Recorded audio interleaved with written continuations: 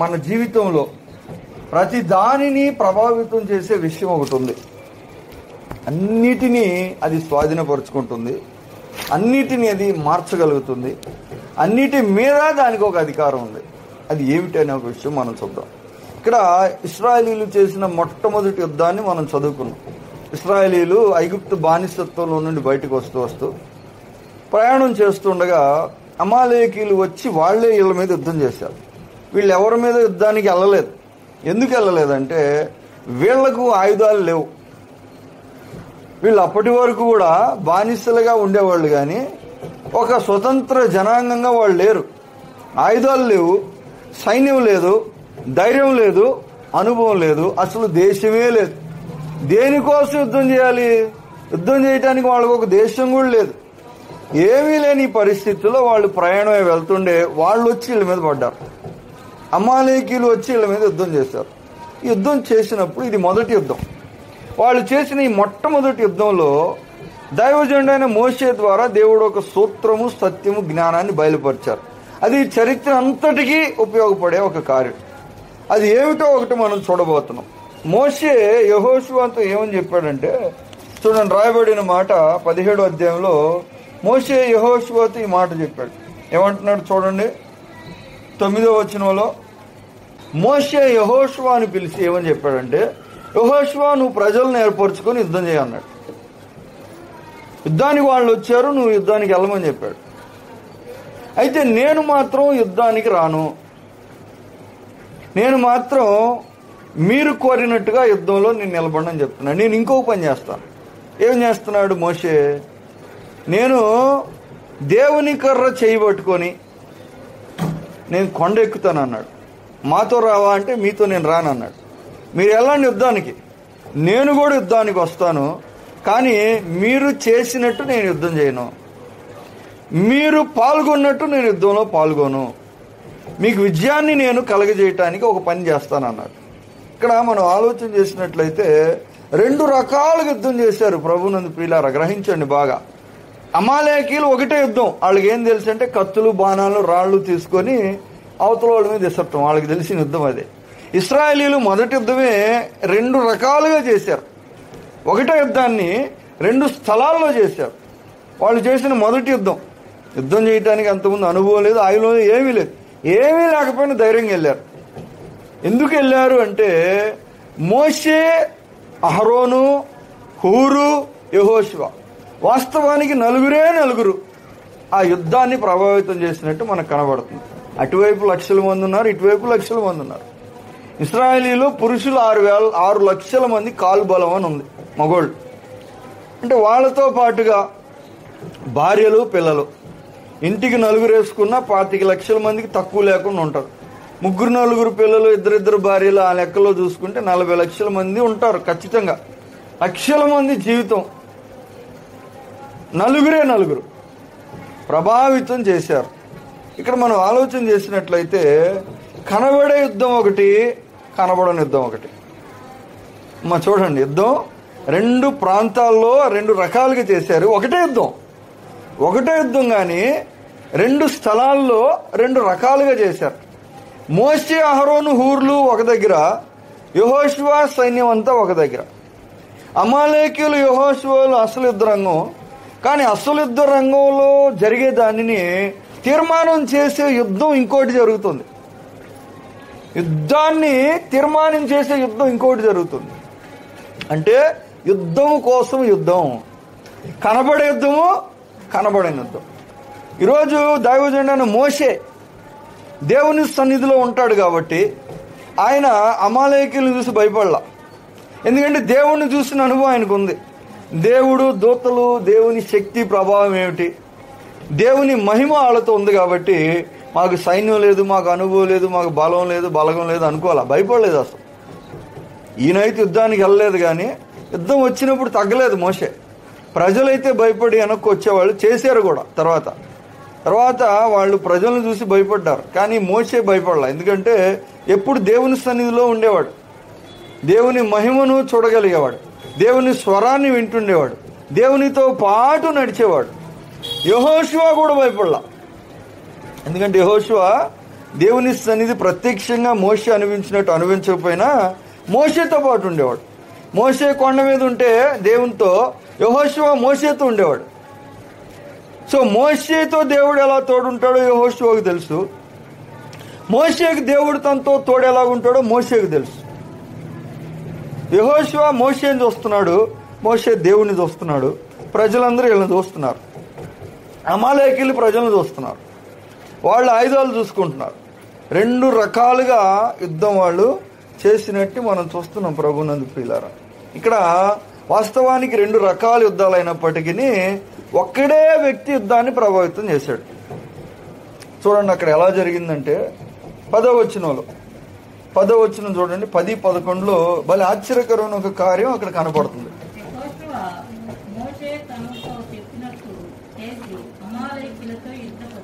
ఇశ్రాయేలీలు ఉండటం, పడిపోవటం, వాళ్ళని ఆశించింది జరగకపోవటం. అసలు కొండ కింద జరుగుతుంది యుద్ధం అంతా, లేకపోతే ఎక్కడో జరుగుతుంది. యుద్ధ రంగంలో ఎక్కడో ఒక చోట యుద్ధం జరుగుతుంది. కానీ ఆ యుద్ధం కోసం యుద్ధం ఎక్కడ జరుగుతుంది? ఈ యుద్ధం కోసం ఇంకొక ప్రాంతంలో యుద్ధం జరుగుతుంది. ఆ యుద్ధం బాగా జరిగితే ఈ యుద్ధం తేలికైపోద్ది. ఈ యుద్ధం జరగకపోతే ఇది పూర్తిగా ఫెయిల్ అయిపోద్ది. తలకాయలు తెగిపోతాయి, కాళ్ళు ఇరిగిపోతాయి, ప్రాణాలు పోతాయి, ఆలోచనలు, సంకల్పాలు, కోరికలు మొత్తం నాశనం అయిపోతాయి. ఎందుకని? అసలు ఇక్కడ కాదు జరిగేది. ఇక్కడ జరిగే యుద్ధం కోసం అక్కడ ఇంకొక యుద్ధం జరగాలి. మోషేకి ఈ విషయం తెలుసు కనుక, నువ్వు యుద్ధానికి వెళ్ళు, నేను కొండ ఎక్కుతా అన్నాడు. కొండ అంటే ఎక్కడికి ఎక్కుతాడు? దేవుని కర్ర చేత పట్టుకుని నేను కొండెక్కి నేను దేవుని దగ్గర నిలబడతాను. మా ఏం చెప్తున్నాడు? మీరు ప్రజలతో యుద్ధం చేయండి, మీకోసం నేను ఎక్కడ యుద్ధం చేస్తాను? మీరు చేసే యుద్ధం కోసం నేను దేవుని దగ్గర యుద్ధం చేస్తానని చెప్తున్నాడు. దేవునికి స్తోత్రం. ఇది మోషేకి ఎలా తెలుసో మనకైతే తెలియదు, కానీ మొట్టమొదటి యుద్ధమే స్పెషల్గా చేశారు వాళ్ళు. అందరూ చేసినట్టు యుద్ధం చేయలా. దేవుని ప్రజలు లోకం చేసినట్టు యుద్ధం చేయట్లా, స్పెషల్గా చేశారు యుద్ధం.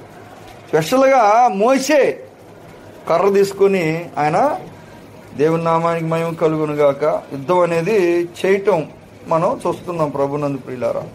ఇక్కడ నిజమైన ఆయుధం ఏమిటి దేవుని ప్రజలకు అంటే, దేవుని సన్నిధిలో వాళ్ళు చేసే కార్యమే వాళ్లకున్న నిజమైన బలము, నిజమైన ఆయుధం. వాళ్ళకి చాలా ఆయుధాలు ఉన్నాయి, వీళ్ళకి పెద్దగా ఏమి లేవు. లేకపోయినా వీళ్ళు యుద్ధం చూసి భయపడలేదు, ఎందుకంటే వాళ్ళ దగ్గర దేవుడు ఉన్న కార్యం వాళ్ళకి తెలుసు. మోషే, అహరోను, హూర్లు కొండెక్కారు, యెహోషువ యుద్ధానికి వెళ్ళిపోయాడు. యుద్ధం మొదలు పెట్టారు, యుద్ధం జరుగుతూ ఉంది. యుద్ధం జరుగుతూ ఉంటే అరిసేవాళ్ళు అరవటం, గుర్రాలు, రథాలు, బాణాలు, కత్తులు, ఇక వాళ్ళు ఏమేమి ఉన్నాయో అన్ని తీసుకుని చిటేపు అటేపు వాళ్ళు కర్రలతో వాటిలతో అరుచుకుంటా కేకలు పెడతా. కానీ అసలు అక్కడేం తీర్మానం అవట్లా. మోషే దేవుని సన్నిధిలో నిలవబడి చెయ్యెత్తినప్పుడు ఇశ్రాయేలీలందరూ కూడా మోషే చేతుల మీదకి వచ్చేసినట్టు కనపడుతుంది. అందరి భారం ఒకే ఒక్కడు మోస్తున్నాడు దేవుని సన్నిధిలో. ఆయన చెయ్యి పైకి ఎత్తినప్పుడల్లా ఇజ్రాయేల్ పైకి లేచిపోతున్నారు. ఇంకా వాళ్ళు ఏం చేయలేరు, అమాలేకులు ఏమన్నా చేయని, అసలు అక్కడ వీళ్ళే గెలుస్తారు. ఎన్ని ప్రయత్నాలు చేయి, అమాలేకీలు ఓడిపోవాల్సిందే. ఎందుకంటే వాళ్ళను దేవుని సన్నిధిలో పైకి లేపుతున్నాడు మోషే. మోషే చేతుల మీద యుద్ధ భారం వచ్చేసింది.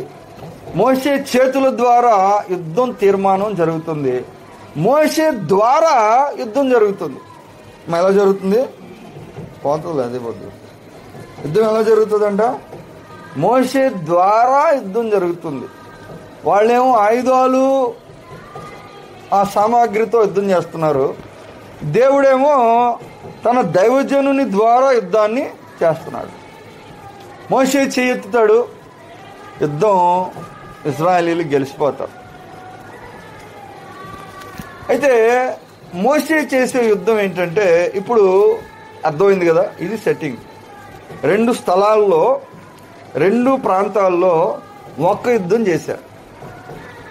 కనబడే యుద్ధము, చేసే యుద్ధము, కనబడిన యుద్ధము, కానీ అది కూడా చేయాల్సిన యుద్ధమే. ఈ కనబడని యుద్ధం కనబడే యుద్ధాన్ని తీర్మానం చేస్తుంది. అయితే కనబడని యుద్ధం ఎలా చేయాలి? కనబడిన యుద్ధం ఎలా చేయాలంటే ఎలా చేయాలి కనబడిన యుద్ధం? మోషే ఒక మాట చెప్పాడు, అయ్యా మీరు కొండ కింద యుద్ధం చేయండి. నేను ఎక్కడ చేస్తానన్నాడు? కొండ కింద చేయొచ్చుగా ప్రార్థన చేస్తాను అన్నాడు. మరి కొండ కింద చేయొచ్చు కదా? లేదు లేదు లేదు, నేను కొండ ఎక్కే చేయాలంటున్నాడు. మొదటి విషయం, యుద్ధం కోసం యుద్ధం, కనబడని యుద్ధం, యుద్ధాన్ని తీర్మానం చేసే యుద్ధం కొండ కింద చేయటానికి లేదు, కొండ ఎక్కి చేయాలి. కొండ ఎక్కటం అంటే ఏంటి? ఎందుకంటే మనం కూడా ఇప్పుడు చేయటానికి చూస్తున్నాం. ఈరోజు మనం చేస్తున్న ఆలోచన ఏమంటే, దేవుని సన్నిధిలో నువ్వేం చేస్తావో, దేవుని దగ్గర నీవు ఎలా నిలబడతావో, దేవునికి నీకు మధ్య ఏం జరుగుతుందో అది అన్నిటినీ శాసిస్తుంది. అర్థం చేసుకోండి. దేవుని దగ్గర మనం ఎలా నిలబడతామో, దేవుని సన్నిధిలో ఎలా కనబడతామో, దేవునికి మనకు మధ్య ఏం జరుగుతుంది అనేది మన ఆరోగ్యాన్ని, మన ఆయుస్సును, మన ఆర్థిక పరిస్థితిని, మన విజయాన్ని, మన పోరాటాన్ని, మన అపజయాన్ని, మన జ్ఞానాన్ని మొత్తాన్ని అదొక్కటి తీర్మానం చేస్తుంది. యేసు ప్రభువు వారు చెప్పారు మార్తల సందర్భంలో, అవసరమైంది ఒకటే అన్నాడు. నువ్వు చాలా ప్రయాసపడుతున్నావు, కానీ అవసరమైంది ఒకటి. అవసరమైంది ఏంటి? నా దగ్గర నువ్వు ఎలాగున్నావు అన్న ఒక్కటి అన్నిటినీ డిసైడ్ చేస్తుంది. మోషే బలంగా ఉన్నాడంటే నీ శత్రువులు ఏం చేయలేరు. ఆ ఒక్కటి తీర్మానం చేస్తుంది. మోషే కరెక్ట్గా ఉన్నాడంటే, దేవునికి వీళ్ళకు మధ్య బాగుందంటే, ఇంకా శత్రువులు ఏం చేసినా కానీ వాళ్ళ వల్ల కాదు. దేవునికి నీకు మధ్య ఏం జరుగుతుంది, దేవుని సన్నిధిలో నువ్వు ఎలా నిలబడతావు, దేవుని దృష్టిలో నువ్వు ఎలా కనబడుతున్నావు అనేది అన్నిటినీ ప్రభావితం చేస్తుంది. ఈరోజు మనం చూడబోతున్నాం వరుసగా ఇది ఎలా జరుగుతుంది. ఎందుకంటే మనం అనేక ఆలోచన చేస్తాం, అనేకమైన కోరికలు మనకు ఉంటాయి, అవసరతలు కూడా ఉంటాయి. ఖచ్చితంగా మనం జరిగించాల్సినవి కొన్ని ఉంటాయి. భూమి మీద ఇల్లు కావాలనుకో, వాస్తవానికి ఇల్లు కావాలంటే ఇల్లు ఎక్కడి నుంచి తెచ్చుకోవాలి? దేవుని సన్నిధిలో నువ్వు నిలబడే దాన్ని బట్టి నీకు అది రావటం పోవటం ఉంటుంది. మరి అర్థమవుతుందా మీకు కూడా జరిగింది. ప్రారంభ దినాల్లో మనం ఒక ఆలోచన చేస్తాం, మీకు ఏం కావాలో అది రాసి ప్లాన్ చేసి పెట్టుకోండి. ఇలా నేను ఇల్లు కట్టాలని మీరు ప్రార్థనలో ప్లాన్ గీసి అలా మీరు ప్రార్థన చేస్తే అది దేవుడు ఓకే అంటే ఎట్లా అయినా అది ఓకే అవుతుంది. మీకు ఏమన్నారు? అంతేగా, మీరు ఇల్లు కట్టుకోవడానికి పర్మిషన్ ఏమన్నారు? ఎక్కడ? అధికారులు ఇళ్ళు ఇక్కడ. కానీ అసలు పర్మిషన్ ఎక్కడి నుంచి వచ్చింది? ఇవ్వనివ్వనంటేనే పర్మిషన్ ఇచ్చారు, ఇవ్వనివ్వనంటేనే డబ్బులు ఇచ్చారు, రావు అంటేనే మొత్తం కట్టనే కట్టారు. అర్థమవుతుందమ్మా? ఏం కావాలన్నా, ఏం జరగాలన్నా అన్నీ ఒకే ఒక్క విషయం తీర్మానం చేస్తుంది. మోషే చెయ్యి ఎత్తితే ఇశ్రాయేలీయులు గెలుస్తారు. ఆయుధాలతో పని లేదు, అనుభవంతో పని లేదు, జ్ఞానంతో పని లేదు, బలంతో కూడా పని లేదు. దేవుని దగ్గర, దేవునికి నీకు మధ్య మోషే చెయ్యి దిగిపోతే ఇశ్రాయేలీయులు ఓడిపోతున్నారు. చూశారు అహరోను హూర్లు. ఇక్కడ దేవుడు కృప ఎంతవరకు ఇచ్చాడంటే, ఇంకొక విషయం చూడండి, చాలా స్పెషల్గా ఉంది. దేవుడు కృప ఎంతవరకు ఇచ్చాడంటే ఇశ్రాయేలీయులకి, ఆయన సన్నిధిలో ప్రార్థన చేసి ఆయన దగ్గర వాళ్ళు బలంగా చేతులు ఎత్తగలిగితే యుద్ధాన్ని శాసించే శక్తి మోషేకి ఇచ్చాడు. మోషేకి ఏమి ఇచ్చాడు? ఒక మనిషికి ఇటు ఒక 6 లక్షల మంది, అటు ఒక 6 లక్షల మంది ఉన్నారు అనుకుందాం, లేకపోతే 10 లక్షల మంది, 7 లక్షల మంది ఉన్నారు అనుకుందాం. అంటే సుమారుగా 12-15 లక్షల మంది జీవితాలను ఒకే ఒక్క వ్యక్తి చెయ్యి ఎత్తటం ద్వారా శాసించే కృప దేవుడిచ్చాడు. అవునా? చెయ్యి ఎత్తితే తీర్మానం అవుతుంది, చెయ్యి పడిపోతే తీర్మానం కూడా వ్యతిరేకంగా అవుతుంది, అటుగాని ఇటుగాని అవుతుంది మొత్తం. అయితే మోషే అసలు యుద్ధం మోసేది ఏంటి? ఇజ్రాయెల్ని గెలిపించగలనా లేదా అనేది కాదు. బాగా అర్థం చేసుకోండి. మోషే అసలు యుద్ధం ఏంటి? కొండ మీద జరిగే యుద్ధం. ఇజ్రాయెల్ గెలుస్తారా లేదో కాదు, చెయ్యి ఎత్తితే గెలుస్తారు, తిరుగులేదు. ఇంక అందుట్లో డౌట్ లేదు. చెయ్యి ఎత్తాడా గెలుస్తారు, ఇంక అందుట్లో సందేహం లేదు. అసలు వాళ్ళు గెలుస్తారా లేదా అనేది కాదు మోషే యుద్ధం. మోషే యుద్ధం ఏంటి? చెయ్యి ఎత్తగలనా లేదా అనేది ఆయన యుద్ధం. హల్లెలూయా, దేవునికి మహిమ. అమ్మ అర్థమవుతుందా? గెలుస్తారా లేదా అని యుద్ధం కదా, గెలుస్తారు, అందుట్లో డౌట్ లేదు. ఈయన చేయాల్సిన యుద్ధం ఏంటి? చెయ్యి ఎత్తగలడా లేదా, అదే ఆయన పోరాటం. గెలుస్తారు, ఇంకా అది అసలు డౌటే లేదు. చెయ్యి ఎత్తగలడా లేదు, ఇప్పుడు ఈయన పోరాటం అది. చెయ్యి ఎత్తితే గెలుస్తాడు, కానీ మనిషి కనుక ఆ భారం ఇలాగా సిలువాకారంలో ఎత్తుకుంటాడు. బహుశా ఎంతసేపు ఎత్తుతాడు? చేతులు కర్రను పట్టుకొని ఎత్తాలి. కర్ర అంటే కొండ ఎక్కటం, అంటే కర్ర అంటే సిలువకు సూచన అనుకోవచ్చు. కొండ ఎక్కటం అంటే తన జీవితం ఉన్నతమైన ఆత్మీయ స్థితికి వెళ్ళిపోవటం. కొండ కింద చేయలేదు, పైకి ఎక్కాలి. అంటే ఆత్మలో ఉన్నతమైన స్థాయికి మనం వెళ్ళి దేవుని సన్నిధిలో నిలబడి, ఆ కర్ర సిలువకు సూచన అనుకోవచ్చు. ఆ సిలువ అనుభవంలో మనం కనుక నిలబడగలిగితే అది భారంగా ఉంటుంది, కానీ గొప్ప విజయాన్ని ఇస్తుంది. చేస్తే విజయము, చేయకపోతే అపజయం. పోరాటం ఏంటి? విజయమో అపజయమో కాదు, చేయగలమా లేదా. అలా చేయగలమా లేదా అనేదే పోరాటం. మోషే పోరాటం అది, యెహోషువ పోరాటం ఇది. మోషే చేయెత్తాడు, ఇశ్రాయేలీలు గెలుస్తున్నారు.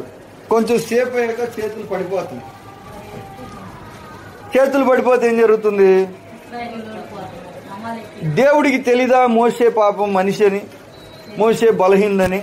పాపం చెయ్యి ఎంతసేపు ఎత్తుతాడు? గంట ఎత్తుతాడు, గంటన్నర ఎత్తుతాడు, 2 గంటలు ఎత్తుతాడు, 3 గంటలు ఎత్తుతాడు, అంతకంటే ఎత్తగలడా?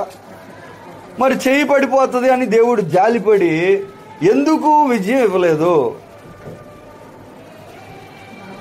ఇశ్రాయేలీల వైపుగా దేవుడు ఉన్నాడు, ఇశ్రాయేలీలు గెలిపించాలని కోరుకుంటున్నాడు, ఇశ్రాయేలు పక్షంగా దేవుడు యుద్ధం చేస్తున్నాడు కదా. మరి ఇంత దేవునికి ఉన్నప్పుడు మోషే మనిషి బలహీనుడు, పాపం చేయలేడని తెలిసి చేయలేకుండా చేతులు ఎత్తే బలం లేదు. ఎత్తే బలం ఉంటే అప్పుడు మోషే నువ్వు చెయ్యి ఎందుకు ఎత్తలేదు అనొచ్చు. ఎత్తే బలం లేదు, చెయ్యి పడిపోయింది. చెయ్యి ఎత్తి ప్రార్థన చేశాడు. 2:30 గంటలు 3 గంటలు అయ్యేటప్పటికి తిమ్మిర్లెక్కి చెయ్యి బ్లడ్ సర్క్యులేషన్ అవ్వక స్లోగా కిందకి పడిపోయినాయి. మరి బలం లేనప్పుడు, బలం లేదని దేవునికి తెలిసినప్పుడు, ఇంక ఎత్తలేడని తెలిసినప్పుడు ఇశ్రాయేలీల వైపు ఎందుకు యుద్ధం చేయలేదు? చెయ్యి పడిపోతే ఓడిస్తున్నాడు, ఇంకా ఏం లెక్క చేయట్లా. అంతసేపు గెలిచి ఓడిపోవటం మొదలెట్టారు. పొద్దున్న మొదలెట్టారు, 9 నుంచి 12 దాకా ఇశ్రాయేలీలు గెలిచారు. 12కి చేతులు పడిపోగానే 12 నుంచి 2 దాకా ఓడిపోయారు. అంతసేపు గెలిచింది వేస్ట్ అయిపోయింది. ఇంతసేపు గెలిచి మొత్తం తిరిగింది యుద్ధం, మళ్ళీ ఇటువైపు చనిపోవటం మొదలెట్టారు, ఓడిపోయింది. దేవుడు ఏం చేయట్లా, కాము చూస్తా ఉన్నాడు. మోషే చూస్తున్నాడు, దేవుడు చూస్తున్నాడు. యుద్ధం ఏం జరుగుతుందో అర్థం కావట్లా. దేవుడు మాత్రం ఏం చేయట్లా, చూస్తా ఉన్నాడు అంతే. అర్థమవుతుంది ఇప్పుడు? దేవుడు తన ప్రజలకు కృప ఎంతవరకు ఇచ్చాడంటే, తీర్మానం చేయగలిగే కృప మాత్రం ఇచ్చాడు. చెయ్యి ఎత్తితే, చెయ్యి ఎత్తటం ఎత్తకపోవటం అనేది వాళ్ళ సమస్య. ఇంకా అర్థమైందా? మోషే అహరోన్లు తల్లడిల్లిపోయారు. ఇదేంద్ర ఎంతసేపు చెయ్యి ఎత్తాడు, గెలిపించాడు, ఇప్పుడు దేవుడు ఏం చేయట్లా, చూస్తున్నాడు. చనిపోతున్నా పట్టించుకోవట్లా, నాశనం అయిపోతున్నా పట్టించుకోవట్లా, ఏడుస్తున్నా పట్టించుకోవట్లా, ఏం జరిగినా లెక్క చేయట్లేదు దేవుడు. వీళ్ళకేం అర్థం కావట్లా. ఆయన చేతులేం ఎత్తలేకపోతున్నాడు. ఎత్తితేనే గెలుస్తారు, ఎత్తితే గెలుస్తావని చెప్పాను కదా, చెయ్యెత్త అంటాడు దేవుడు. అయ్యా బలం లేదు అంటాడు ఈయన, నన్ను ఏం చేయమంటావు అంటాడు ఆయన. వీళ్ళేమో మేం చేసేది మేం చేస్తామని వీళ్ళు కాసేపు గెలిచి కాసేపు ఓడిపోతున్నారు. కృపా దేవుని ప్రజలకు దేవుడు ఎంతవరకు ఇచ్చాడంటే, మోషే అహరోను చూశారు, లేదు మనం చెయ్యెత్తినా ఉపయోగం లేదు, యెహోషువ చెయ్యెత్తినా ఉపయోగం లేదు. ఎవరు చెయ్యెత్తాలి? మోషే చెయ్యెత్తాలి. కానీ మోషే చెయ్యి ఎత్తలేడు. కాబట్టి మనం ఏం చేద్దాం? ఇప్పుడు వీళ్ళు యుద్ధం చేస్తున్నారు. వీళ్ళ యుద్ధం ఏంటి? మోషే చేతులు ఎత్తటానికి ఇటుపక్క పోయి ఒకడు మోషే చేయి పట్టుకున్నాడంట, అటుపక్కన ఒక ఆయన పోయి మోషే చేయి పట్టుకున్నాడు. ఎత్తి వాళ్ళ మీద పెట్టుకున్నారు. మేము పట్టుకుంటాం, నీ చెయ్యి నువ్వు ఎత్తన్నారు. ఆయన చెయ్యి ఎత్తాలంటే వీళ్ళు ఆయన చెయ్యి పట్టుకోవాలి. ఈయన చెయ్యి ఎత్తితే అప్పుడు అక్కడ యెహోషువ యుద్ధం గెలుస్తాడు. యెహోషువ చేసే యుద్ధం అది, మోషే చేసే యుద్ధం ఇది. మోషే కోసం అహరోను హూరులు చేస్తున్నారు యుద్ధం. ఇప్పుడు చూడండి, ఇప్పుడు ఆ పక్కన ఒకడు వచ్చి చేయి పట్టుకున్నాడంట, ఈ పక్కన ఒకడు చేయి పట్టుకుని రాయేసి కూర్చోమన్నారంట. అయ్యా నువ్వు కూర్చో, కదలొద్దు, ఇంకా నీ పని నువ్వు చేయి, నీ చేయి పడిపోకుండా మేము చూసుకుంటాం, నీ చేయి పైన ఉండటానికి ఏమేమి అవసరమో మేము చేస్తాం, నువ్వేం అది చూడొద్దు. ఇంకా నువ్వు చెయ్యి ఎత్తితే గెలుస్తారు, కానీ నువ్వు చెయ్యి ఎంతవరకు ఎత్తుతావు, మేము నీకు సాయం చేస్తాం చెయ్యి ఎత్తటాకని. అటేపు ఒకడు వచ్చి చెయ్యి ఆదుకున్నాడంట, ఇటేపు ఒకడు వచ్చి చెయ్యి ఆదుకున్నాడు. అలాగా ఇక్కడ జరిగే యుద్ధాన్ని అక్కడ యుద్ధం చేసి వాళ్ళు సాధించారు. దేవునికి మహిమ కలుగును గాక. వాళ్ళు చేసిన మొదటి యుద్ధం అంటే సూత్రం ఏమిటి? ఇప్పుడు దేవుని సన్నిధిలో నువ్వేం చేస్తావో, దేవుని దగ్గర నువ్వు ఎలా నిలబడతావో, దేవుని సన్నిధిలో ఈ తీర్మానం నువ్వు తెచ్చుకుంటావో అది అన్నిటినీ శాసిస్తుంది. ఆరోగ్యాన్ని, బలాన్ని, ఆశీర్వాదాన్ని, ఆధిక్యతని అన్నిటినీ అదొక్కటే తీర్మానం చేస్తుంది. మనుషుల దృష్టికి ఎంత కష్టపడినా, ఎంత ప్రయాసపడినా, ఎంత శరీర బలంతో పెనుగులాడినా, ఎన్ని రకాలుగా పోరాటాలు చేసినా పెద్ద తీర్మానం ఏమి చేసుకోవటానికి జరగదు. ఎందుకంటే అన్నిటికీ అధికారి ఆయన గనుక, పైనుంచి అనుగ్రహించండి ఎవడేది పొందనేవాడు గనుక అక్కడి నుంచి మనం తెచ్చుకోవాలి. అక్కడ తెచ్చుకునేదే, అక్కడ జరిగేదే, అక్కడ నిలబడేదే మన జీవితంలో అన్నిటినీ ప్రభావితం చేస్తుంది. సో అన్నీ బాగుండాలంటే మనం ఎక్కడ బాగుండాలి? అర్థమవుతుందా? చాలామందికి అర్థం కావట్లా. చర్చిలకి వెళ్తారు కానీ, బైబిల్ చదువుతారు కానీ, ప్రార్థన కూడా చేస్తారు కానీ, దేవుడు ఏదన్నా చేస్తే బాగుండని చూస్తారు కానీ వాళ్ళకి అర్థం కావట్లా. మోషే అహరోనులకు అర్థమైంది, వాళ్ళకి అర్థం కావట్లా. అహరోను హూరుకు అర్థమైంది, దేవుని ప్రజలకు అర్థం కావట్లా. ఏం అర్థం కావట్లా? నీకు అన్నీ బాగుండాలి, అన్నీ బాగుంటే బాగుంటుందని నీకు అర్థమైంది, అన్నీ బాగుంటే నాకు బాగుంటుందని నీకు అర్థమైంది. కానీ అన్నీ బాగుండాలంటే నువ్వు ఎక్కడ బాగుండాలి? అన్నీ బాగుండాలంటే అసలు ఒక చోట నువ్వు బాగుండాలి. చూడండి, రాయబడిన మాట దేవుని వాక్యంలో స్పష్టంగా కీర్తనల గ్రంథము 91వ కీర్తన 14 వచ్చిన 91 తప్పించదను. మనకు ప్రమాదం రాకుండా, అనారోగ్యం రాకుండా, అవమానం రాకుండా, నింద రాకుండా, దుఃఖం రాకుండా, ఓటమి రాకుండా, తెగులు రాకుండా ఎప్పుడు దేవుడు తప్పిస్తాడు అంటే తప్పిస్తాను అంటున్నాడు. ఎంతమంది ఎన్ని రకాల పన్నాగాలనైని, శత్రువు ఎంతగా నీ మీద పడని, నేను తప్పిస్తాను నీకని. దేంట్లోంచి? అన్నిట్లోని తప్పిస్తాను అన్నాడు. ఇదేదని చెప్పట్లా, మొత్తం నుంచి తప్పిస్తాను నేను. అయితే ఏం చేయాలి? నన్ను ఎవరైనా ప్రేమిస్తే వాళ్ళని నేను తప్పిస్తాను. ఇప్పుడు నువ్వు అన్నిటినీ తప్పించుకోవాలని కోరిక ఉంది. అన్నిటినీ తప్పించుకోవాలంటే నువ్వేం చేయాలి? దేవుని దగ్గర నువ్వు ఒకలాగుంటే ఇవన్నీ ఆటోమేటిక్గా అయిపోతాయి. దావీదు మహారాజుకి సూత్రం తెలుసు. దావీదు అందుకనే 10,000 మంది పడినా నేను భయపడినా అన్నాడు. పడుకొని నిద్రపోతా అన్నాడు. అటుపక్క 1000 మంది పడినా ఇటుపక్క 10,000 మంది పడిపోయి నాకేం భయలే, నేను పడుకొని నిద్రపోతా. యెహోవా నా కాపురు అన్నాడు. నేను దేవుని దగ్గర కరెక్ట్గా ఉన్నంత కాలం, నేను దేవుని దృష్టిలో బాగా ఉన్నంత కాలం, నేను దేవుని దృష్టిలో దోషి కానంత కాలం నన్ను ఎవరూ ఏం చేయలేరు అన్నాడు. ఇదే మాట దానియేలు కూడా అన్నాడు. రాజా, నీ దృష్టికి నేను నిర్దోషిని కదా, దేవుని దృష్టికి కూడా నేను నిర్దోషిని, సింహాలు నన్ను ఏం చేయలేకపోయినాయి అన్నాడు. చాలా సింహాలు ఉన్నాయి, 1 కాదు 2 కాదు, చాలా సింహాలు రాత్రి అంతా గుహలో ఆయనతో పాటు ఆకలితో ఉండి ఏం చేయలేకపోయినాయి. ఎందుకని? సింహాలు నన్ను ఏం చేయాలంటే, అమ్మా ముందు నేను దేవుని సన్నిధిలో సరిగ్గా ఉండకపోతే అప్పుడు రోగం వచ్చి నన్ను ముట్టుకోగలదు, అప్పుడు దయ్యం వచ్చి నన్ను పట్టుకోగలదు, అప్పుడు నా బాధపడగలదు, అప్పుడు తెగులు వచ్చి నన్ను తెగమక చేయగలదు. నేను అక్కడ కరెక్ట్గా ఉంటే ఈయన నన్నేమి, నా నామం ఎరిగిన వాడు కనుక నేను అతన్ని ఘనపరచదును. ఘనత కావాలి. ఎలా కావాలి? ఘనత ఎలా కావాలంటే నువ్వు దేవుని నామాన్ని నువ్వు ఎరిగితే. ఇప్పుడు ఘనత ఎక్కడి నుంచి వచ్చింది? విడుదల ఎక్కడి నుంచి వచ్చింది? దేవుని దగ్గర నువ్వు ఎలా ఉంటే ఏం జరుగుతుందో చెప్తున్నాడు. అది భూమి మీద వస్తుంది, ఎక్కడికి వెళ్ళినా వస్తుంది. ఈ ఊర్లో అయినా, పట్టణంలో అయినా, విదేశాల్లో అయినా కానీ, భూమి మీద కాదు ఆకాశంలో కూడా వస్తుంది. ఎప్పుడు? నా దగ్గర నువ్వు ఎలాగ ఉండాలనేదే ముఖ్యం. నీవు నా దృష్టిలో నువ్వు ఎలాగున్నావు, నా సన్నిధిలో నువ్వు ఎలాగున్నావు, నాకు నీకు మధ్య ఏం జరుగుతుంది, ఇది అన్నిటినీ తీర్మానం చేస్తుంది. ఫస్ట్ నుంచి కూడా దేవుడు చెప్తున్నాడు ఈ మాట. ఈరోజు చాలా మంది తికమక అయిపోతున్నారు, చాలా మంది కోరుకుంటున్నారు, చాలా మంది పరుగులు ఎడుతున్నారు కానీ తిరిగి అది వాళ్ళ జీవితంలో వస్తుందా అని చెప్పలేం. ఎందుకు రావట్లేదంటే ఎక్కడ తీర్మానం అవుతుంది? అన్నీ ఎక్కడ డిసైడ్ అవుతాయి? యోహాను సువార్త 14:23 వచ్చిన చూడండి. యోహాను సువార్త 14:23. 14:23.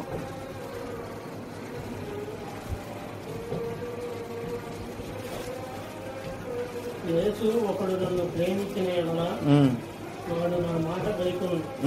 అప్పుడు నా తండ్రి వానిని ప్రేమించును. మేము వాని యొద్దకు వచ్చి వాని యొద్ద నివాసం చేస్తాం. ఇదే మాట యేసు ప్రభువు వారు చెప్పారు. మళ్ళీ నన్ను ఎవరైనా ప్రేమిస్తే నా మాట వింటారు. నా మాట ఎవరైనా నన్ను ప్రేమించి వింటే నా తండ్రి వారిని ప్రేమించి నేను నా తండ్రి ఇద్దరం వచ్చి వాళ్ళ దగ్గర ఉంటామన్నాడు. సృష్టికర్త అయిన దేవుడు ఒక మనిషి దగ్గరికి వచ్చి నివాసం చేస్తే ఇక ఆ మనిషికి లోటేముంటుంది చెప్పండి? ఆ మనిషికి భయం ఏముంటుంది? ఆ మనిషిని ఎవరేం చేయగలరు? మేము వచ్చి నివాసం చేస్తామన్నాడు. పాత నిబంధనలో నువ్వు దేవుని సన్నిధికి వెళ్ళి నిలబడాలి. క్రొత్త నిబంధనలో దేవుని సన్నిధే నీకు తోడుగా వచ్చి నిలబడుతుంది. అలాగైనా కానీ ఇలాగైనా కానీ నీకు ఆయనకు మధ్య ఉన్నదే అన్నిటినీ ప్రభావితం చేస్తుంది. ఇది ఒక్కటి పట్టించుకోవాలి కరెక్ట్గా. ఇది సరిగ్గా లేకపోతే బైబిల్లో ఒక మాట ఉంది, భక్తిహీనత బుద్ధిహీనత అని, బుద్ధిహీనత వెర్రితనం అని గ్రహించటానికి నేను కనిపెట్టానని చెప్తున్నాడు. భక్తి లేనివాడు బుద్ధి లేనోడు అన్నాడు. బుద్ధి లేనోడు వెర్రివాడు అంటే మైండ్ సరిగా పనిచేయనోడు అని అర్థం. అంటే జ్ఞానం లేనివాడు అని చెప్తున్నాడు. ఎందుకు? మైండ్ ఎవడికి సరిగా పనిచేయట్లేదు? ఎవరైతే దేవుని దగ్గర కరెక్ట్గా ఉండట్లేదో వాడు మనుషుల దగ్గర కరెక్ట్గా ఉంటాడు, శరీరం దగ్గర కరెక్ట్గా ఉంటాడు, చదువుల దగ్గర కరెక్ట్గా ఉంటాడు, బ్యాంక్ అకౌంట్ల దగ్గర కరెక్ట్గా ఉంటాడు, అప్లికేషన్ దగ్గర కరెక్ట్గా ఉంటాడు, అన్నిటి దగ్గర కరెక్ట్గా ఉంటాడు. కానీ దేవుని దగ్గర సరిగా ఉండకపోతే అతనికి ఏం జరుగుతుందంట? వచ్చినట్టు వచ్చిపోతాయి, దగ్గరకు వచ్చి వెళ్ళిపోతాయి. మా అంకుల్ గారు చెప్పాడు ఒక మాట, 0.5లో దేవుడు దెబ్బ కొట్టాడు రా నన్ను అనేవాడు. ఆయన చాలా తెలివైన వ్యక్తి కానీ దేవుని దగ్గర సరిగా ఉండేవాడు కాదు. తెలివితేటలను నమ్ముకొని తెలివితేటల మీద ఆధారపడి తన సొంత తెలివితేటలు చదువు దీని మీద ఆధారపడి ఇంజనీరింగ్ చదివాడు ఆ రోజుల్లో. ఇప్పుడు నేను చిన్న పిల్లోడు ఇప్పుడు ఇంజనీరింగ్ అయిపోయింది, కెమికల్ ఇంజనీరింగ్. మంచి చదివాడు. ఆ రోజుల్లో ఇంజనీరింగ్ కాలేజీలు కూడా చాలా తక్కువ ఉండే. మంచి కోర్సు చేరాడు, చాలా తెలివైనాడు. 60% వస్తే ఫస్ట్ క్లాసు, ఆయనకి 59.5% వచ్చి సెకండ్ క్లాస్లో వేశారు. సెకండ్ క్లాస్లో పట్టడం వల్ల గవర్నమెంట్ ఉద్యోగాలకి దేనికి అర్హత లేకుండా పోయింది. అదే ఆ 0.5% కానీ నాకు వచ్చుంటే పరీక్ష కూడా రాసే పని లేదు, డైరెక్ట్గా ఉద్యోగం ఇచ్చేవాడు. ఎందుకంటే ఆ రోజుల్లో చేసిన వాళ్ళు లేరు, రిక్వైర్మెంట్ ఉంది. కెమికల్ ఇంజనీరింగ్ చేసిన వాళ్ళు లేడు, అప్పటికి లేరు, ఇప్పటికి కూడా లేరు, చాలా తక్కువ మంది. 0.5లో నన్ను దేవుడు దెబ్బ కొట్టేశాడు అనేవాడు. జస్ట్ కొంచెంలో కొట్టాడు దేవుడు దెబ్బ నన్ను అని. ఎందుకు కొట్టాడు? ఎందుకంటే నేను దేవుని దగ్గర సరిగ్గా లేను. అర్థమవుతుందా? హెచ్కేఎల్ గ్రంథము 2వ అధ్యాయం 1వ వచనం 2వ వచనం చూడండి. హెచ్కేఎల్ గ్రంథము 2వ అధ్యాయం 1-2 వచనాలు. జ్ఞానములో జ్ఞానము, విద్యల్లో విద్య. అర్థమవుతుందా? శాస్త్రాలలో శాస్త్రం ఏమిటి? 2వ అధ్యాయము హెచ్కేఎల్ గ్రంథము 2వ అధ్యాయము 1-2 వచనాలు. నరపుత్రుడా, నువ్వు చక్కగా నిలవబడు, నేను నీతో మాట్లాడవలెనని ఆయన నాతో మాట్లాడినప్పుడు ఆత్మ నాలోకి వచ్చి నన్ను నిలవబెట్టింది. అప్పుడు నాతో మాట్లాడిన వాని స్వరం ఉంది. దేవుడు ఇంకొక మాట చెప్తున్నాడు. ఏమని చెప్తున్నాడు? నరపుత్రుడా సరిగ్గా నిలబడు అన్నాడు. నువ్వు ఎలా నిలబడ్డావు? సరిగ్గా నిలబడలేదు. ఏం చేయాలి? నీతో నేను మాట్లాడాలనుకుంటున్నా, నిన్ను వాడుకోవాలనుకుంటున్నా, నిన్ను ఆశీర్వదించాలనుకుంటున్నా, నిన్ను నేను బలపరచాలనుకుంటున్నా. అయితే నువ్వేం చేయాలి? ముందు నువ్వు సరిగ్గా నిలబడు అంటున్నాడు. దేవుని సన్నిధిలో నువ్వు సరిగ్గా నిలబడితే, అక్కడ దేవుని సన్నిధిలో నువ్వు చేయెత్తగలిగితే, ఇక్కడ దేవుని నువ్వు ప్రేమించగలిగితే, ఇక్కడేమంటున్నాడు? సరిగ్గా నిలబడు. నువ్వు సరిగ్గా నిలబడలేదు నా దృష్టిలో. ఆ దగ్గర నువ్వు కరెక్ట్గా నిలబడటం లేదు. అంటే వంకర టింకరగా నిలబడటం, సాగిలిపడి నిలబడటం, ఎట్లా నిలబడ్డాడు తెలియదు కానీ తేడా నిలబడ్డావు. నువ్వు కరెక్ట్గా లేదు నువ్వు నిలబడటం. ముందు నువ్వు సరిగ్గా నిలబడు అన్నాడు. దేవుని సన్నిధిలో నువ్వు సరిగ్గా నిలబడితే తర్వాత జరిగే కార్యాలు చెప్పటానికి సాధ్యం కాదు. ప్రభువునందు ప్రియులారా, అర్థమవుతుందా? అన్నిటినీ అదొక్కటి ప్రభావితం చేస్తుంది. దేవుని ప్రజలకి ఇది అర్థం కావట్లా. దేవుని ప్రజలకు ఈ వివేకము, శాస్త్రాల్లో శాస్త్రము, జ్ఞానంలో జ్ఞానం సత్యములో సత్యము, బలములో బలం. ఇది అత్యధికమైన బలం ఇదే. ఒకరోజు ఒక పాస్టర్ గారు వాక్యం చెప్తూ ఓపెన్ ఎయిర్ మీటింగ్లో సువార్త గుడికి వెళ్ళి వాక్యం చెప్తున్నాడంట. వాక్యం చెప్తా ఆయన తన యవనస్తుడిగా ఉన్నప్పుడు సాక్ష్యం చెప్తున్నాడు. సాక్ష్యం చెప్తే అప్పుడు నా చేతిలో కర్ర ఉంటే 40 మందిని కొట్టేసేవాడిని అన్నాడంట. కర్రసాము వచ్చి ఆయనకి కర్ర ఉంటే 40 మంది కొట్టానని సాక్ష్యం చెప్తే చెప్పాడు మైక్లో. వినేవాళ్ళు కోపం వచ్చింది, ఏంటి నువ్వు అంత పెద్ద మొనగాడువా, నువ్వు అంతమందిని కొడతావాను అంటే. రౌడీలు గుంపు ఒకటి ఉంది, వాళ్ళు వింటున్నారు. అడిగి ఈగో రైజ్ అయిపోయింది, ఇది సంగతి చూద్దాం, ఇది మైక్లో ఇజ్జత్ అంటున్నాడు అని చెప్పి వెంటనే చంపేద్దామని ప్లాన్ చేశారు. ఈయన కొట్టి చంపేద్దాం, అసలు ఈడు ఏం చేస్తాడు చూద్దాం అని ప్లాన్ చేసి ఫోన్ చేశారంట చర్చికి. చర్చి ఫోన్ నెంబర్ ఉంది, ఫోన్ అక్కడ ఉంది చర్చిలో. అక్కడంతా ఆడవాళ్ళు ఉన్నారు. అంటే వివాహం చేసుకుంటూ ఉండే సంఘాలు అవి. ఆయన పెళ్లి చేసుకోకుండా ఉంటాడు, అక్కడ సిస్టర్స్ ఉంటారు. ఫోన్ అక్కడ ఉంది. వచ్చాడా పాస్టర్ గారు అన్నాడు. ఏందంటే మేము వచ్చి కొడతాం ఇప్పుడు ఆయన్ని చెప్పేసారు డైరెక్ట్. వస్తే చెప్పు, మేము ఇప్పుడు వచ్చి కొడతాం అంటే రాలేదన్నారు. ఆ పావు గంటకు ఒకసారి ఫోన్ చేస్తున్నట్టు వచ్చాడంటే ఇంకా రాలేదా అన్నట్టు. మేము వస్తున్నాం, మేము ఆయన సంగతి చూస్తాం ఈరోజు. ఆయనకి తెలియదు ఈ విషయం, ఎందుకంటే ఫోన్ ఆయన దగ్గర లేదు కదా. ఆయన మీటింగ్ చూసుకుని ఇంటికి వస్తాడు, చర్చికి వస్తాడు. వీళ్ళు రెడీగా ఉన్నారు మేము వస్తామని. రావద్దన్న విషయం ఆయనకి తెలీదు, వీళ్ళు ఇలా చెప్పిన విషయం వాళ్ళకి తెలియదు. ఆడవాళ్ళు ఏం భయపడతా ఉంటే వాళ్ళు అరగంటకు ఒకసారి ఫోన్ చేసి ఇంకా మంచి పట్టు మీద ఉన్నారు, ఈయన ఏదో చేద్దామని. ఈయన వెళ్ళాడు పాస్టర్ గారు వెళ్ళేటప్పటికి వాళ్ళు చెప్పారు సిస్టర్స్, అయ్యా ఇట్లా అంటున్నారు నిన్ను, నువ్వు ఇలాగ అన్నావంట అంటే. అన్నానమ్మా, సరే చంపుతా ఉంటారు నిన్ను, ఇజ్జేత్తం అన్నారంటే ఆయన కోపం వస్తుంది. ప్రార్థన చేసుకుంటాడు, ఫోన్ చేస్తాడు, రండి అయ్యా మీరు అంటాడు. రావచ్చు వచ్చా, నేను రండి, ఏం చేస్తారు చేయండి అంటాడు. నేను ఆ మాట అన్నా, నేనేం భయపడను, మీరు రండి చూద్దాం, ఏం చేస్తారో చేయండి, మీరు రండి అంటాడు. అని ప్రార్థనలో కూర్చుంటాడు. ఇంకా ప్రార్థనలో కూర్చుని ఇక సరే మేము రెడీ చేసి కారు వేసుకుని బయలుదేరతారు. వాళ్ళు ఇంకా 2-3 కార్లు వేసుకుని బయలుదేరతారు. ఇంక చంపేద్దాం, అసలు ఏదో ఒకటి చేద్దామని గందరగోళం చేసి ఏదో ఒకటి ఆయన్ని చెయ్యాలి, నీ బలం ఎంత మేము చూస్తాం అన్నట్టుగా వాళ్ళు బయలుదేరారండి. వీళ్ళు మోకాళ్ళు వేసి ప్రార్థన చేస్తున్నారు రాత్రి అంతా. గంట అయింది రాలేదంట, 2 గంటలు అయింది రాలేదంట, 3 గంటలు అయింది రాలేదంట. సరే మనం నిద్రపోనిచ్చి మనల్ని వచ్చి కొడతారేమో అని చెప్పి పాపం వీళ్ళు రాత్రి అంతా నిద్రపోకుండా తెల్లారుజాము వరకు మీటింగ్ అయ్యాక వచ్చాడు. రాత్రి తెల్లారుజాము 3కి వస్తారు, 4కి వస్తారో ఎందుకు వచ్చింది చూద్దామని వీళ్ళు ప్రార్థనలో గడిపే 5 అయిందంట, 6 అయింది రాలేదంట. ఇక వీళ్ళు లేచి వీళ్ళ పనులు చేసుకున్నారంట. ఇంక 6 అయింది ఏందో చూద్దామని పొద్దున్నే పేపర్ చూడగానే దారుణ హత్య ఏంటి గ్యాంగ్ వార్ అని రాశారంట.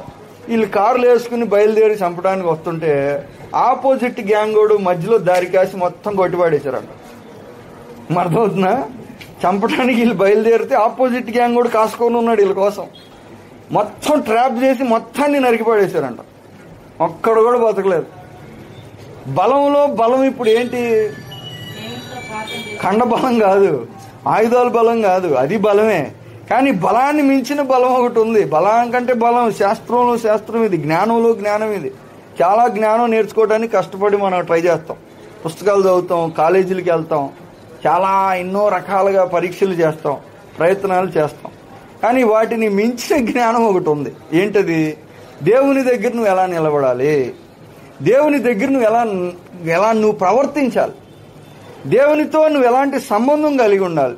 ఇది శాస్త్రాల్లో శాస్త్రం ఇది. అది ఒక్కటి బాగుంటే దేవుడు ఏం చేస్తాడంట? దేవుడు ఏమైనా చేయగలడు. దేవుని నామానికి మహిమ కలుగు. జకర్యా గ్రంథం 3వ అధ్యాయం చూడండి. జకర్యా గ్రంథం 3వ అధ్యాయం 7వ వచనం.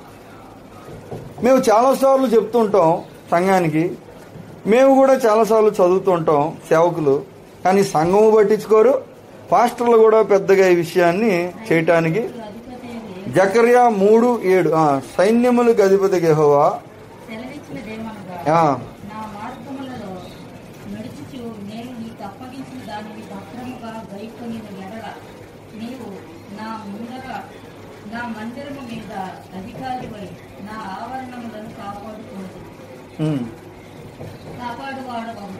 మరియు ఇక్కడ నిలవబడు వారికి కలిగినట్లు నా సన్నిధిని నిలిచి భాగ్యము నీకు.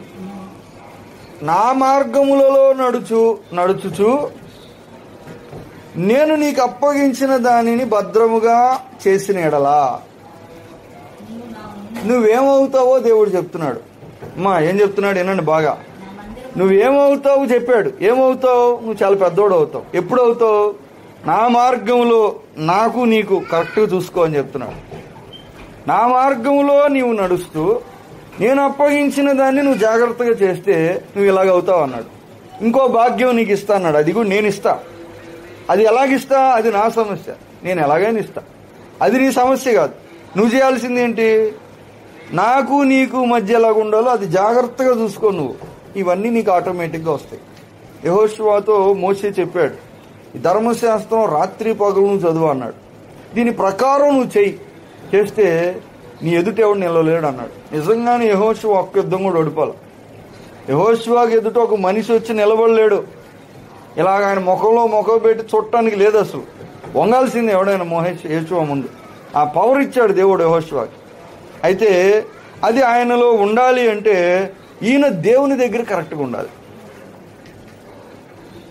అప్పుడు మొత్తం ఈయనకు స్వాధీనం అవుతాయి. నువ్వు దేవుని దగ్గర సరిగా లేవనుకో, ఎలాగంటే సింహం బ్రతికుంటేనే సింహం, అవునా?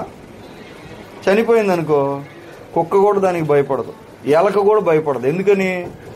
అది సింహం అయినా దాంట్లో ప్రాణం లేదు కాబట్టి అది ఏం చేయలేదు కనుక పిల్లులు భయపడవు, కుక్కలు భయపడవు, ఏది భయపడదు. ఎందుకని? దాంట్లో అసలు ఉండాల్సింది లేదు కాబట్టి. అదే ప్రకారంగా ఒక మనిషి ఎటువంటి వ్యక్తి అయినా కానీ భూమి మీద దేవునికి అతనికి మధ్య సరిగ్గా ఉండకపోతే రోగాలు భయపడవు, అప్పులు భయపడవు, ఎవరు అతనికి భయపడరు. అర్థమవుతుందా? ప్రాణం లేని ఒక వ్యక్తితో సమానం. ఒక ప్రాణం లేని సింహం ఎటువంటిదో దేవుని దీవెన, దేవుని సహవాసం, దేవుని యొక్క సంబంధం లేని మనిషి అటువంటి మనిషే ఈ భూమి మీద. సంఖ్యాకాండం 25వ అధ్యాయం 10, 11, 12 వచనాలు చూడండి. సంఖ్యాకాండం 25వ అధ్యాయం 10, 11, 12 వచనాలు.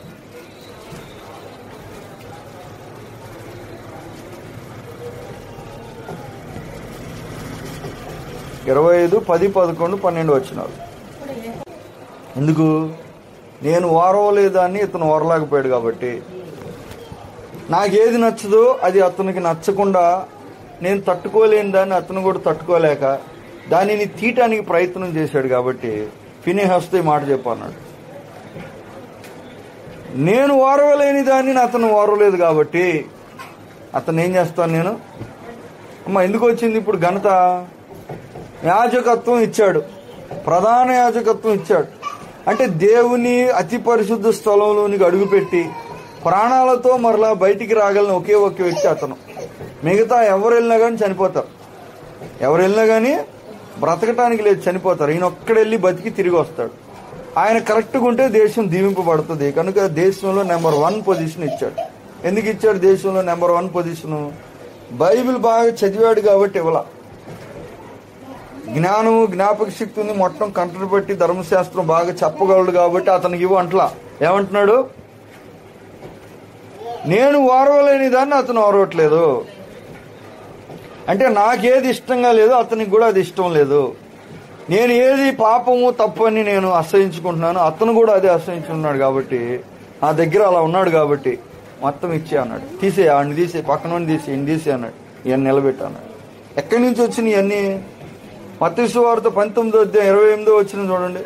మత్తయి సువార్త 19వ అధ్యాయం 28వ వచనం. 19:28.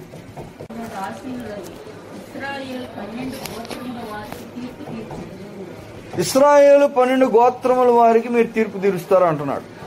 అంటే దేవునితో బాగా ఉంటే ఈ జీవితము ఈ యుగంలోనే కాదు, రాబోయే యుగంలో కూడా యేసు ప్రభు చెప్తున్నాడు శిష్యులతోటి, నన్ను వెంబడించారు కాబట్టి కొత్త సృష్టి, కొత్త ఆకాశంలో కూడా మీరు సింహాసనం మీద కూర్చొని అధికారులు అవుతారు అన్నాడు. ఎందుకని? నాకు నీకు బాగుంది కాబట్టి. మా ఏముంది? ఈ లోకంలో కానీ రాబోయే లోకంలో కానీ ఏ స్థలంలో అయినా, ఏ స్థితిలో అయినా, సింహాల ముందైనా, రాజుల ముందైనా, సముద్రం మీదైనా, పట్టణాల్లో అయినా నాకు నీకు బాగుంటే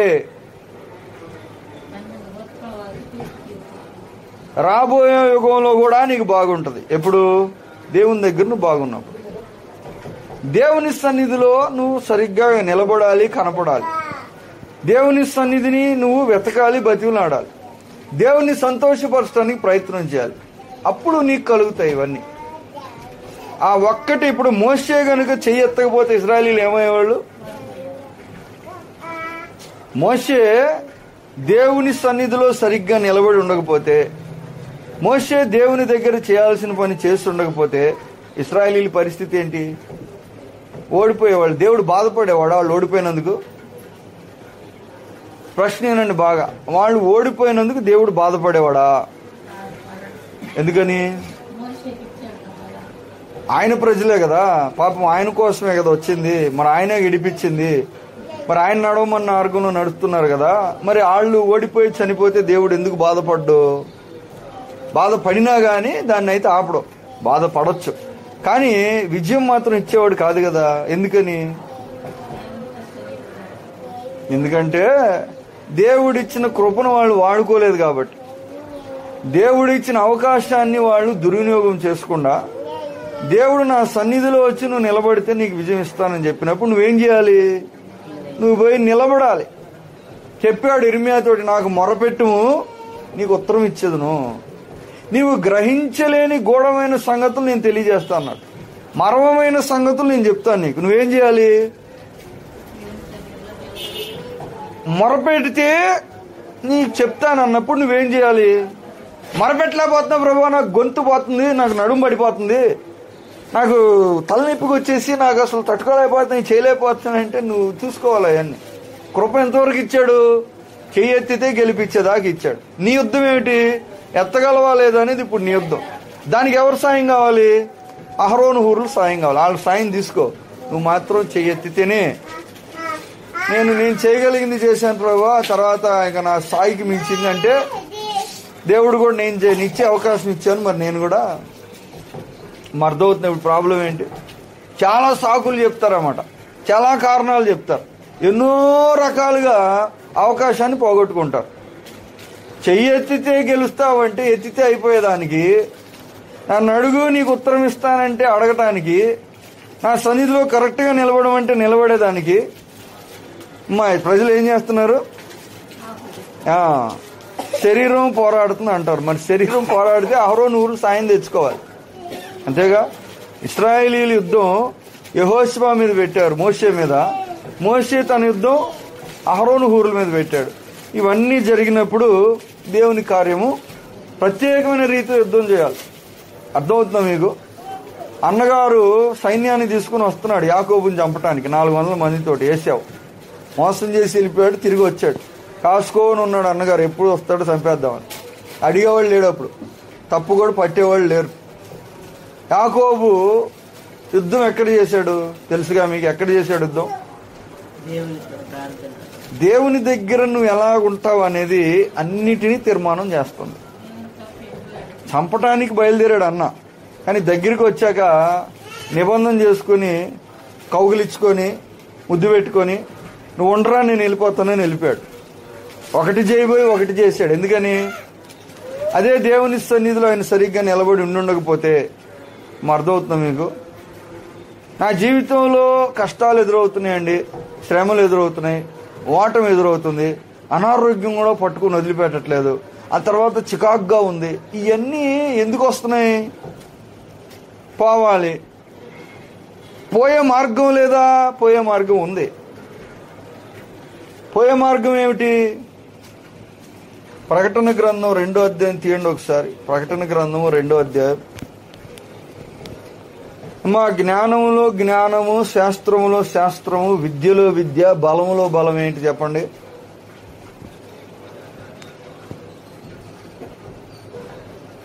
ప్రకటన గ్రంథం 2వ అధ్యాయం 7వ వచనం. వినుగాక. ఎవరికి ఇస్తాను? ఇస్తాను అన్నాడు. ఏమేమో ఇస్తానని చెప్పాడు. ఇలాంటి కాదు, జనాల్ని స్వాస్థ్యంగా ఇస్తానన్నాడు ఒక ఆయనకి. నన్ను అడిగితే నీకు ఏమైనా ఇస్తా చెప్తున్నాడు, అది ఇస్తా ఇది ఇస్తాను. అయితే ఎవరికి ఇస్తాడు? ఎవరికి ఇస్తాడు? మోషే నీకు విజయం ఇస్తాను, కానీ నువ్వు కొండ ఎక్కి చెయ్యెత్తాలి. యెహోషువ నీకు విజయం ఇస్తాను, కానీ నువ్వు గ్రంథం రాత్రి పగలు చదవాలి. దానియేలు సింహాల నోళ్లు మూపిస్తాను, ఇప్పుడు నువ్వు నన్ను సరిగ్గా ఆరాధించాలి. దావీదు అంటున్నాడు, అయ్యా నేను దావీదు ఏం చూస్తున్నాడు తెలుసా? ప్రజలందరూ గొలియాతు చూస్తున్నారు. 6 మూరల జానీడంట. 6 మూర అంటే మూర 1.5 అడుగు వాళ్ళ లెక్క. అప్పుడు 6 1.5 అంటే 9 అడుగులు. జాన్ అంటే ఇంకొక 10 అడుగులు ఎత్తున్నాడు గొలియాతు. వీళ్ళంతా గొలియాతుని చూస్తున్నారు. ఆయన ఏం చూస్తున్నాడు? దావీదు సున్నతి లేని ఫిలిస్తీయుడు ఎంత చూడ అంటాడు. హైట్ వెయిట్ చూడట్లా, దేవుని దగ్గర ఇతని సంబంధం చూస్తున్నాడు. వీడికి దేవునితో సరిగా సంబంధం లేదు కదా, వీడికి నేను భయపడేది ఏంటి అంటాడు. ఆయన అని అంటున్నాడు. వాళ్ళేమో హైట్ చూసి కత్తి నేత కాని ధోని ఎంత ఉందంట. ఈటే రాగి శిరస్సానం అన్ని కేజీలు ఉందంట. డాలు ఒకడు మోస్తాడంట. ముందు చూస్తేనే భయంకరంగా ఉందంట. గొంతు అదిరిపోతుందంట. అసలు మామూలుగా లేడంట. కళ్ళు ఎర్రగుండి ఆ మీసాలు పెట్టుకొని అసలు దిట్టంగా ఉన్నాడు మనిషి. దావీదు ఏం చూస్తున్నాడు? వీడికి సున్నతి లేదు, వీడికి దేవునితో సంబంధం కరెక్ట్గా లేదు, వీడికి నేను భయపడేది ఏంటి అంటాడు. అర్థమవుతున్నా ఇప్పుడు? దేవుని దగ్గర ఇతను ఎలాగున్నాడు, దేవుని దగ్గర ఇటు బాలేడు, వీడికి నేను భయపడేది ఏంటి?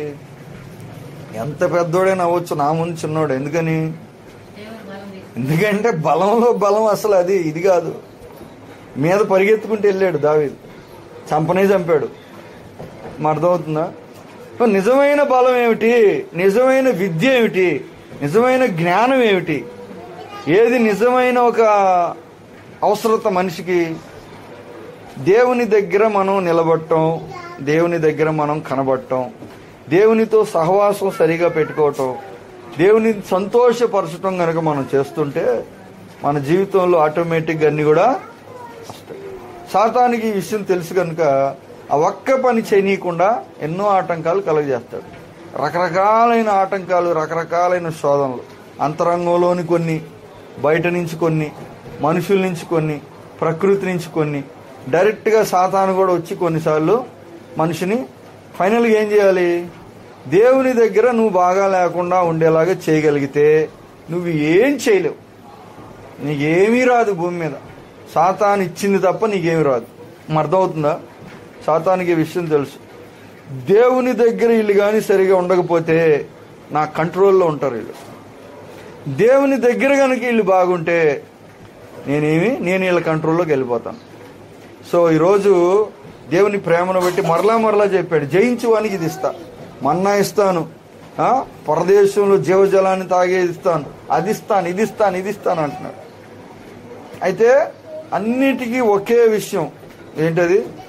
అన్నిటినీ ప్రభావితం చేసేది, ఉద్యోగం రావాలన్నా, వీసా రావాలన్నా, పెళ్ళి అవ్వాలన్నా, పిల్లలు పుట్టాలన్నా, ఇల్లు కట్టాలన్నా, మహా గొప్ప కార్యం చేయాలన్నా ఒక్కటే తీర్మానం చేస్తుంది. వాటన్నిటే దేవుని దగ్గర మనం ఎలాగున్నాం, అక్కడ ఏ తీర్మానం తెచ్చుకోగలుగుతున్నాం, అక్కడ ఏం చేస్తే తీర్మానం తెచ్చుకుంటాం కూడా మనకు తెలియాలి.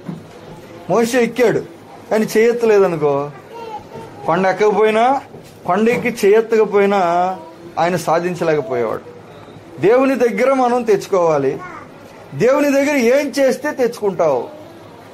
సరిగ్గా చేయలేదనుకో రాదు. చేశానండి, కాసేపు ఎత్తాను, కాసేపు బాగుంది, నువ్వు చివరిదాకా ఎత్తితే గెలిచేవాడు. కాసేపు ఎత్తావు, నీతో టైం దించావు, ఏం జరిగింది? ఎత్తటం వల్ల ఉపయోగం లేకుండా పోయింది. ఎక్కడ మనం తీర్మానం చేసుకోవాలి, ఏం చేస్తే అది మనకు అనుకూలంగా ఉంటుంది. ఈ 2 విషయాలు మహా గొప్ప జ్ఞానం ప్రభునందు ప్రియులారా. చనిపోయిన ప్రాణాన్ని కూడా తిరిగి తెచ్చుకోగలిగారు. చనిపోవటానికి సిద్ధంగా ఉన్న మనుషులు కూడా ఆయుష్ రప్పించగలిగారు. ఆరోగ్యం వచ్చింది శరీరానికి, జ్ఞానం వచ్చింది వివేకం లేని వారికి. అనేకమైన విషయాలు, ఇది అన్నిటికంటే ప్రాముఖ్యమైన సత్యం ప్రభునందు ప్రియులారా. మనం నేర్చుకోవాలి, మనం అందరికి కూడా నేర్పాలి. ఎందుకని?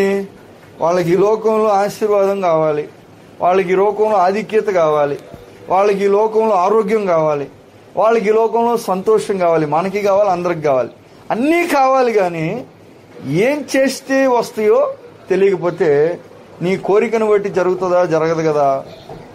నీ అర్హతను బట్టే జరుగుతుంది. అవునా? అర్హత ఎక్కడ తెచ్చుకోగలం? దేవునికి నీకు మధ్య ఏం జరుగుతుంది, దేవుని దగ్గర నువ్వు ఎలా ఉన్నావు అనేది అన్నిటినీ డిసైడ్ చేస్తుంది. కానీ ఈ ఒక్క సత్యం మనం అవగాహన చేసుకొని, అతి ప్రాముఖ్యమైన విషయం మన జీవితంలో, దేవుని దగ్గర మనకున్న స్థితి, స్థాయి, సంబంధం, సహవాసం అని మీరు గుర్తుపెట్టుకోగలిగితే ఈ లోకంలో బహు దీవెన మనం తెచ్చుకుంటాం, ఇతరులకు కూడా దీవెన మనం అందచేయగలం అనే విషయాన్ని మీకు జ్ఞాపకం చేస్తూ ఈరోజు మీ వ్యక్తిగత జీవితం ఒకసారి పరీక్ష చేసుకుందాం. నువ్వు సరిగ్గా నిలబడుతున్నావా? దేవుని దగ్గర వంకరగా నిలబడుతున్నావా? నువ్వు దేవుని ఎదుట స్థితి సరిగ్గా పెట్టుకొని కనబడుతున్నావా?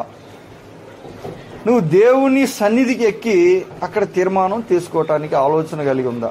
లేకపోతే ఎంత ఇక్కడ దిగి యుద్ధం చేసాడు అనుకో మోషే, పాప వాళ్ళు యుద్ధం చేస్తాను నేను కూడా యుద్ధం చేస్తాను అన్నాడు అనుకో, మొత్తం పోయేవాళ్ళు. నీ బలం ఎక్కడుంది? నువ్వు యుద్ధ రంగంలో నువ్వు కూడా కత్తి తీసుకుని వెళ్తే 4 5 చంపేవాడు, లేకపోతే 10 మందిని చంపేవాడు, 100 మందిని చంపేవాడు. బైబిల్ అందరికంటే బలవంతుడు 1000 మందిని చంపాడంట సంసోన్. మ్యాక్సిమం ఒక మనిషి 1000 మందిని చంపాడు, అంతకంటే తక్కువే. యుద్ధం చేసిన వీరులకు పేర్లు రాశారు. ఒకడు 800 మంది చంపాడు, ఒకడు 300 మందిని చంపాడు అని రాశారు. అంతేగాని 1000 మంది కంటే ఎక్కువ మంది చంపలేడు. మహాబలవంతుడు సంసోనే. మోషే పోతే ఒక 500 మందినో 600 మంది చంపేవాడు. ఏది యుద్ధంలోకి వెళ్తే. కొండ ఎక్కితే లక్షల మంది, 8 లక్షల మంది ఎగిరిపోయారు. నీ బలం ఎక్కడుంది? నీ బలం ఇక్కడ కాదు, నీ బలం అక్కడుంది.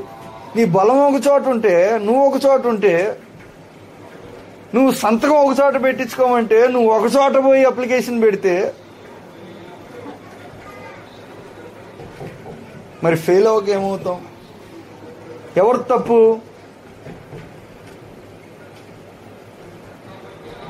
అర్థమవుతుందా? కొండెక్కాలి, చెయ్యెత్తాలి. చెయ్యి పడిపోతే అహరోను హుల్ను తెచ్చుకోవాలి, చెయ్యి మాత్రం ఎత్తాల్సిందే. ఎత్తితే లక్షల మంది తీర్మానం అయ్యే సందర్భంలో ఎత్తటానికి బాధపడితే ఇంకా వాళ్ళని ఏమంటాం? కిరీటం బరువుకుందంటే మనం ఏమంటాం? అమ్మా బంగారపు కిరీటం ఉంటుంది తల మీద. ఎవరి? ఎలిజబెత్, క్వీన్ ఎలిజబెత్ ఇంగ్లాండ్ రవి అస్తమించని రాజ్యపు రాణి కిరీటం మీద ఈ కోహినూరు వజ్రం, ఏ ఖండంలో పెద్ద పెద్ద వజ్రాలని మొత్తం తీసి వాళ్ళు దోచుకుని పెట్టేసుకున్నారు. మన కోహినూరు అక్కడ పెట్టేసుకుంది కిరీటంలో, ఇంకోటి ఏదో తీసి కింద పెట్టేసుకుంది, ఆఫ్రికాలో పక్కన పెట్టేసుకుంది, అన్ని పెట్టేసుకుని తల మీద పెట్టుకుని కూర్చుంది. మరి అది బరువు ఉంటుంది కదా. ఈ కిరీటం ఎవడరా పెట్టుకునేది? 1.5 కేజీన్నర ఉంది, చెమట పడతా ఉంటుంది, తల పడిపోతూ ఉంటుంది. ఇలాగా పనికిమాలిన కిరీటం నేను పెట్టుకో అందనుకో. నువ్వు కిరీటం పెట్టుకోవటానికి నీకు భారం అయితే, నువ్వు చెయ్యెత్తటానికి నీకు తెలివితేటలు లేకపోతే, నువ్వు 6 లక్షల మందిని నువ్వు కాపాడే పరిస్థితి నువ్వు పోగొట్టుకుంటే చెయ్యెత్త అప్పుడు పోవటమే రైట్ అంటారుగా. వద్దులే అమ్మా నువ్వు దిగు, నీకెందుకు? నువ్వు కిరీటం పోయలేదా, నీకెందుకు సింహాసనం, దిగు, నువ్వు దిగు. చాలా మంది ఉన్నారు, చెయ్యెత్తేవాళ్ళు చాలా మంది ఉన్నారు. నీకు అంత బాధగుంటే పో, ఏమి ఇబ్బంది ఏం లేదు. ఎత్తేవాడు ఉన్నాడు, ఆడికే గెలుస్తాడు. నీకు బాధ ఉంటే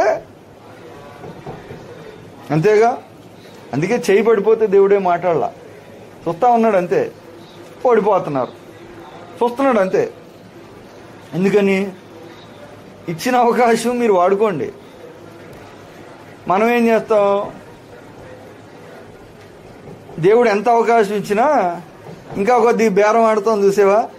అలా బేరం ఆడినట్టుగా ఫ్రీగా ఇస్తావా అంటే ఫ్రీగా ఇస్తాడా? ఇప్పుడు తగ్గిస్తాడు, 5 రూపాయలు 10 రూపాయలు తగ్గిస్తాడు. ఎండలో తిరిగేవాడు నష్టానికి అమ్ముతాడా? అమ్మడు కదా. పూర్తిగా రావాలంటే పూర్తిగా ఎక్కడ వస్తుంది? వద్దులే నేను పోతా అంటాడు. కొనే ముఖం కాదు నీది. పిలిచి పెద్ద బేరాలు ఆడతారు. కొన్న ముఖమేనా అసలు? ఇప్పుడే నీకు కొన్నావా నువ్వు అసలు నీ ముఖానికి అని వాడు నాన్న మాటలని పోతాడు, అంతేగా. సో దేవుని దగ్గర మనం ఎలా నిలబడ్డాం, ఎలా చేయెత్తుతాం, ఎలా ఆయనకు మనకు ఉన్నదాన్ని మనం సరి చేసుకున్నాం అనేది మనల్ని ఎక్కడైనా నిలబెడుతుంది, దీవిస్తుంది ప్రభువునందు పిల్లారా. అలా లేకపోతే, అది సరిగ్గా లేదనుకోండి, అది సరిగ్గా లేకపోతే నష్టం జరగచ్చు. ఖచ్చితంగా నష్టం జరుగుతుంది. అప్పుడు సాతాను విజయం సాధిస్తాడు. అని ఈరోజు మనం యుద్ధానికి వెళ్ళకపోయినా యుద్ధం మన మీదకి వచ్చింది అనుకోండి, మనం వెళ్ళాల్సిన పని లేదు. సమస్యలే మన మీదకి వచ్చినాయి, అవసరతలు మన మీదకి వచ్చినాయి, అనారోగ్యాలు మన మీదకి వచ్చినాయి, ఆటంకాలు మన మీదకి వచ్చినాయి అనుకోండి. మనం వెళ్ళకపోయినా అవి వచ్చినా కానీ మనం చేయవలసిన కార్యం ఒకటి ఉంది. 2 చోట్ల మనం యుద్ధం కోసం యుద్ధం, అర్థమైందా? యుద్ధాన్ని ప్రభావితం చేసే యుద్ధం, కనబడని యుద్ధం మనం చేయటానికి దేవుడు అందరికీ అవకాశం ఇచ్చాడు, అందరికీ కృపనిచ్చాడు, అందరికీ తన ఆత్మనిచ్చాడు. మోషే చేతులు అహరోను హూర్లు ఆదుకున్నారు. రోమాపత్రిక 8:26 చూడండి, ముగించేద్దాం మనం. రోమిలికి రాసిన పత్రిక 8వ అధ్యాయం 26వ వచనం చదివి మనం ముగించుకుందాం. మరి అహరోను హూర్ల చేతులు పడిపోతే ఏంటి? మోషే చేయి పడిపోయింది, అహరోను హూర్లు ఎత్తారు. మరి అహరోను హూర్లు చేతిపై పడితే ఎలాగా? రోమా 8:26 అటువలే ఆత్మయు మన బలహీనతను చూసి సహాయం చేయుచున్నాడు. అన్నాడు. దేవునికి మహిమ కలుగును గాక. మోషే బలహీనత ఏంటి? ఎక్కువసేపు ఎత్తలేడు. మోషే బలహీనత ఏంటమ్మా? చెయ్యి ఎక్కువసేపు ఎత్తలేడు, అదే ఆయన బలహీనత. ఆ బలహీనతను చూసి అహరోను హూర్లు సాయం చేశారు. మరి అహరోను హూర్ల చేతులు బలహీనం అయిపోతే అప్పుడు ఎవరు సాయం చేసేవాళ్ళు? రియల్ ప్రాబ్లం ఇది. ఒకరోజు చేతితే గెలిచారు, అదే 10 రోజులు ఎత్తాల్సి వస్తే వాళ్ళ చేతులు పడిపోయేగా. మరి అప్పుడు ఎవరు సాయం చేస్తారు? దేవుడు పరిష్కారం చేశాడు దాన్ని. కొత్త నిబంధనలు ఏమంటున్నాడు? నేనే మీలో ఉండి మీ చేయెత్తుతాను అన్నాడు. ఏమన్నాడు? పరిశుద్ధాత్ముడే మనలోనికి వచ్చి బలహీనతను చూసి సహాయం చేస్తున్నాడు. యుక్తంగా ఎలా ప్రార్థన చేయాలో మీకు తెలియదు కనుక ఆత్మ తానే మన పక్షముగా విజ్ఞాపన చేస్తున్నాడు. ఉత్తరపిశక్యంగా ఆయన ఎత్తుతాడంట మన చేతులు. యేసు ప్రభు వారు మన పక్షంగా చేయెత్తాడు. ఇప్పుడు బైబిల్ గ్రంథం అదే రోమాపత్రికలు ఏముందంటే, యేసు క్రీస్తు వారు తండ్రి కుడిపార్శ్వమున ఆసీనుడై ఉండి మన కొరకు విజ్ఞాపనము చేస్తున్నాడు. మోషే ఎలాగైతే ఇశ్రాయేలీయుల కోసం ప్రార్థన చేశాడో యేసు ప్రభు ప్రార్థన చేస్తున్నాడంట. మోషే ప్రార్థనకి అంత పవర్ ఉంటే యేసు ప్రభు వారి ప్రార్థనకి ఇంకెంత పవర్ ఉంటుంది? ఆయన మన కోసం ప్రార్థన చేస్తుంటే, ఆత్మదేవుడు మన ప్రార్థన చేయడానికి సాయం చేస్తుంటే, ఇంకా మనకి యుద్ధ రంగంలో ఎదురే ఉంటుంది. మనం చేయాల్సిన పనులు చేయగలిగితే దేవుని సన్నిధిలో మనం కరెక్ట్గా నిలబడగలం. కనుక ఒక తీర్మానం తీసుకోవాల్సిందిగా మనం చేస్తూ చిన్న మాటలు నేను ముగిస్తున్నాను. దేవుడు మనందరినీ కూడా తన యొక్క సన్నిధిలో సరైన రీతిగా గడపడానికి సహాయం చేయనుగాక. ఆమేన్. ప్రార్థన చేసుకుందాం. మోకరించగలిగితే మోకరించండి.